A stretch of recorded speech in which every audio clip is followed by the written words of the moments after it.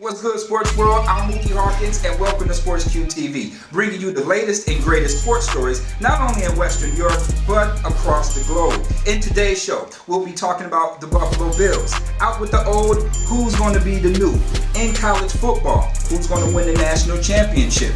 Later on in the show, we will feature our Western New York Power 10. Speaking of that, Western New York legend Damian Foster will be here to give us his top 5 ballers in Section 6. Now, joining us in Colleen's Corner, those Lady Hawks of O'Hara, women's basketball, still flying high in 2017, UYFL Nationals, Buffalo Sabres, and much, much more. So if you're looking for the scoop, don't worry, we got your back. SportsQube TV, coming right up.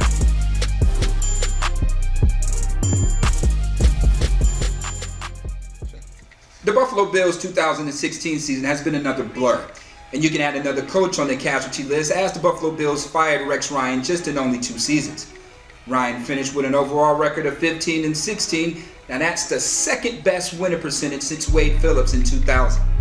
But Ryan, being a defensive guru from his days in Baltimore, couldn't convert the best 4-3 defense into his exotic scheme, as the Bills' defense diminished drastically, going from 4th overall in 2014 under Jim Schwartz to 15th in 2015, now a dismal 19th overall. Bills did suffer some setbacks, releasing on Carlos Williams, the Darius suspension, injuries to Sammy Watkins, Chris Bragg, Shaq Lawson, Reggie Ragland, and Aaron Williams didn't make things easier. So out with the old, who's going to be the new? Head coach, that is. The front runner is offense coordinator Anthony Lynn, who revitalized the offense to having the top rushing offense in the NFL. His running mate appears to be Gus Bradley, the former head coach of the Jacksonville Jaguars. Bradley runs a hybrid 4-3 scheme that has made him famous when he was the defensive coordinator back in Seattle.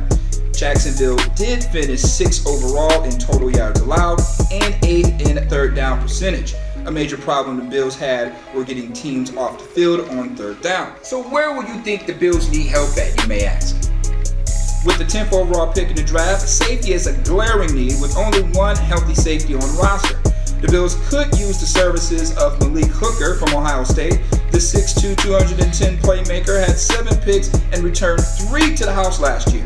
He's fast, rangy defender with great ball skills. We also could use the right tackle and a bigger wide receiver. And at 6'3", 225 pounds, Mike Williams has the size and the speed to stretch the defense. The Bills need to fill this spot, basically due to Robert Woods being a hot commodity in free agency. For more on the Bills draft picks, please go to www.sportsqubetv.com for my latest top 10 picks and a complete Bills mock draft.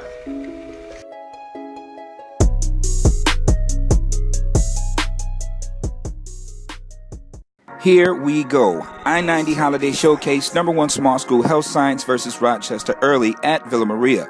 Tyron Lott scores 2 of his 10 points to give the Falcons the lead. Taj Minho answers back as he freezes games with the step-back 3 as the Cobras take a 2-point lead. Down 49-47, Tavion Nelson's big day came with this big bucket to force overtime.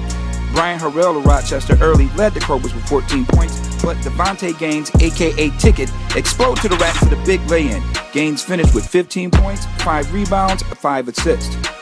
Rochester are up 1 when Gain gets a huge block and outlets to Locke, which finds widespread in the corner for the game-winning 3.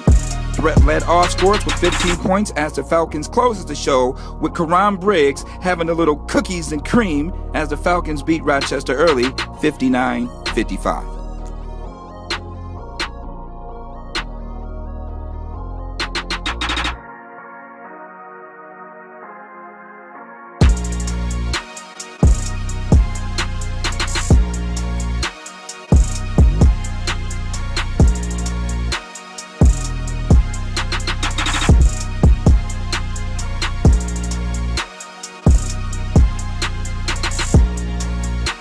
What was the focus for today's ball game?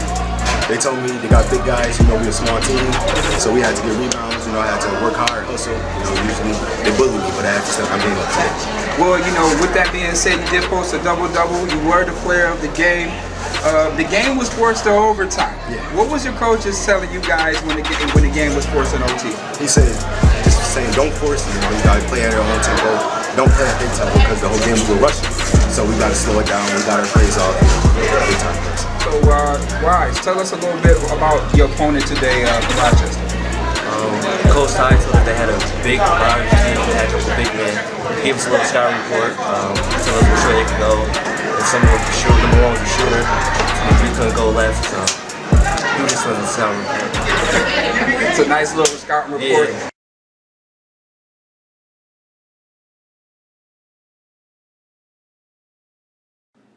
In Monsignor Martin action, number 1 large school Canisius bringing their 36-game winning streak to Timon, who hasn't lost at Jim Polano Court since 2014. As 6'2 junior, Austin James knocks down 3 of his 10 points to give Canisius the lead at halftime, 26-23. Tigers went on a 10-2 run due to Davion's Warren monster game, but the play of the day belonged to Jace Johnson. Crosses Warren down the pipe and punches on the entire team. Sophomore point guard Justin Johnson, and hold that, finishes with 18 points and 4 assists. Tigers are up 2 when they decide to hack-a-shack Jace Johnson to the free throw line with 19 seconds left. Now Johnson misses 2 shots the last possession, gets another chance to tie the game, but he doesn't bend his knees and misses 4 straight free throws. 36-game winning streak over a Western New York opponent snapped. Warren's career day, 27 points, 20 rebounds, was the first 2020 game from a Timon player since Charlie Comerford did it in 1999. Tigers win 67-65. So, Coach, tell us how proud you are of your team's performance. I mean, extremely proud. That's the first time anybody has beat them in 2 years in the league in Western New York. And that's a great team, no matter who they roll out there year in and year out. They're well coached, they know how to play. Everybody stick to who they are, which makes them tough, and they can make shots this year. If that's one thing they can't do is make shots. And for our kids to come out and show the poise. I'm happy that when I wasn't playing good, my teammates were able to have my back, and I just played defense and get as many rebounds as I can. Now, you know, it was a topsy-turvy game. You guys were a little bit down at halftime. What did your coach tell you to get you guys back home? And I got to step my game up. I can't just have 4 points and not play defense. I have to score and play defense and get my team involved. And I'm really excited. Me and the team, we just happy we got the win. Beat the team at 36-game winning streak. Now, you're a sophomore. You know what I mean? I know you don't want to get too much in the hoopla or Canisius time in the game. So, you know, what was your focus and what was your mentality for today's matchup? My focus today was just to play with confidence, just play my game and take care of the ball.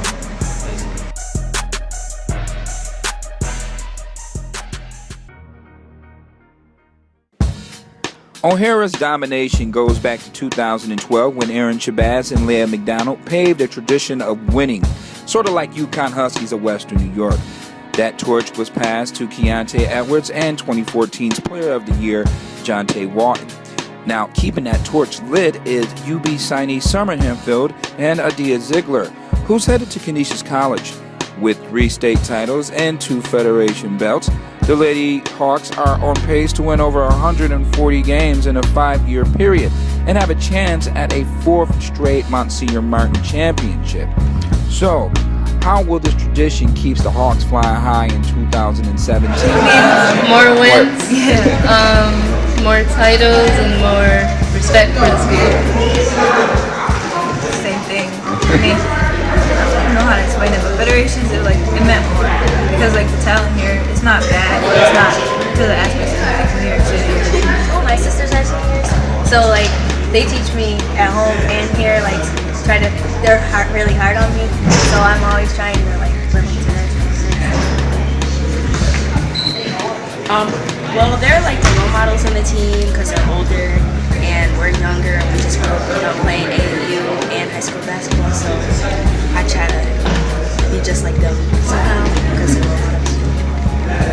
They have taught me hard work pays off, especially in being officials on D1, playing at Canisius, and I wouldn't be like that, play D1, be like that. Our recipe is, first of all, as you know, you need good players. And you get the good players and you try to take them to another level. What a lot of coaches don't believe in this area is competition. So we seek out competition where other schools run away from competition. Most of the schools around here, they won't even play us. They don't even want to get in the same building with us, but they want to scrimmage you to get ready for the sectionals and all the rest of that. It's work. If you don't put the work in the gym, you don't put the work in the off season, or you're not on your own doing stuff, you're not gonna be the player of the year. You're not gonna do that because another girl gonna do that. Somebody else gonna take your spot on that.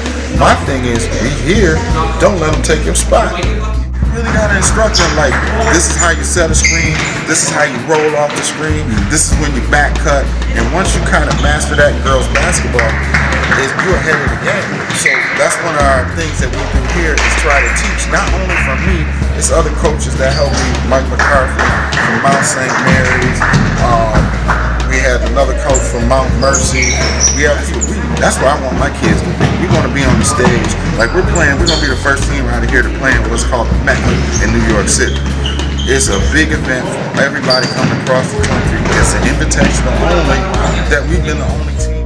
Well, that's our show for today. I would like to thank Cardinal O'Hara High School for opening up their doors to SportsQube TV and all our guests. I would also like to thank Hitman Productions and everyone who played a part in this new network.